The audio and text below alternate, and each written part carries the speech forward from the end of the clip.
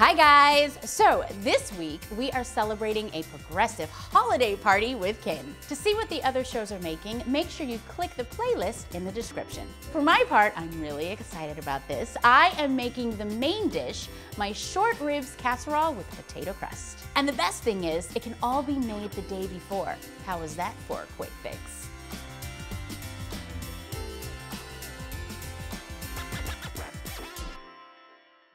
So first, I'm gonna start searing my short ribs. So what I wanna do is I wanna make sure that I season my short ribs, and I'm gonna start with some salt. It's snowing salt. We wanna give our meat some flavor. You know how much I love flavor. I'm gonna add some pepper. This is gonna be delicious. I have my pan here.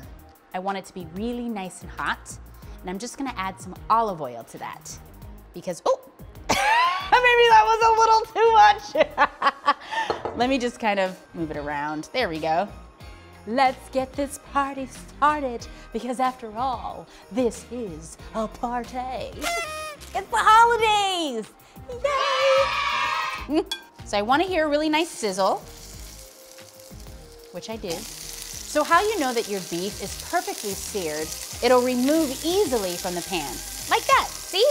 And look at that, we have a really nice crust, just the way I like it. So this meat has a lot of marbleization, which means there's gonna be tons of flavor. So if you thought searing your short ribs was gonna add loads of flavor, you are not gonna wanna miss this next step. And what I'm gonna do is, I'm just gonna take out my short rib, and all of this stuff at the bottom of this pan, I call it goodness, okay? Because it is full of goodness. And what I wanna do is I wanna bring all of this flavor and all of this goodness out. And how I do that is I'm just gonna add some red wine. And so I'm just gonna deglaze my pan. There's just goodness at the bottom of this pan, which is basically flavor from the meat. And I'm just gonna slightly reduce this and just bring all of that goodness up, just like that. And this is just gonna add so much flavor to the casserole. So if you don't wanna use wine, you can use apple cider or vinegar. All right, this is perfect. Ah, it's smelling good already. Now I'm just gonna add some onions, just loading this casserole up. I'm gonna add some carrots and some garlic. Love garlic. Stir this up. I'm gonna add some beef stock. And now I'm gonna add my short ribs back into the pan. This is so pretty to me. I just love the little specks of orange. Add some salt, pepper, and some nice herbs. It's just some thyme and some parsley.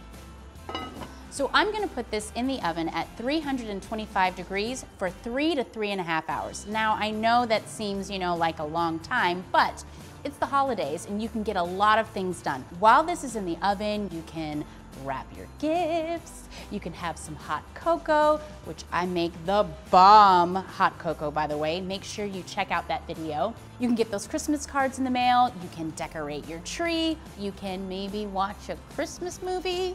One of mine. I did an incredibly cute movie called A Gingerbread Romance that's actually airing on the Hallmark Channel. So 3.5 hours have gone by. You missed it. I had a music break and I was singing all of the wonderful Christmas songs. Christmas is here, Christmas is here, Christmas is here. Does it go like that? Oh my goodness, you guys. This smells so good. Jeez, why are you so delicious? Why do you smell so great? Anyway, now I'm gonna add some mushrooms to this amazing casserole. I'm adding my mushrooms in now after I put it in the oven as opposed to before, because I don't want my mushrooms to be all mushy. So I'm just gonna let this cook for about 8 to 10 minutes. I'm just gonna take my forks here and I'm just gonna shred my short ribs. So this meat is so tender, it's just easily breaking apart, and that's what that 3.5 hours did to this meat. All right guys, so I have some good news for you. So at this stage, you can just let this cool down, put it into the refrigerator, and it can sit there for 2 to 3 days until you're ready to serve dinner. The day of the party, this is what you're gonna do. And I promised you a potato crust, and that's what we're gonna start with first. So I've thinly sliced my potatoes, and don't worry about taking the skin off. And I'm just gonna add flavor to this and add some melted butter. Oh my gosh, you guys. Look at this. I mean, come on. I'm gonna get my hands really nice and dirty and just kind of toss these thinly sliced potatoes so that every potato gets some butter love. Like that. Oh gosh. These potatoes are swimming in butter, but guess what? That is a-okay. Oh my gosh, wouldn't you want to swim in butter? Just gonna start layering. I want to keep them really nice and close.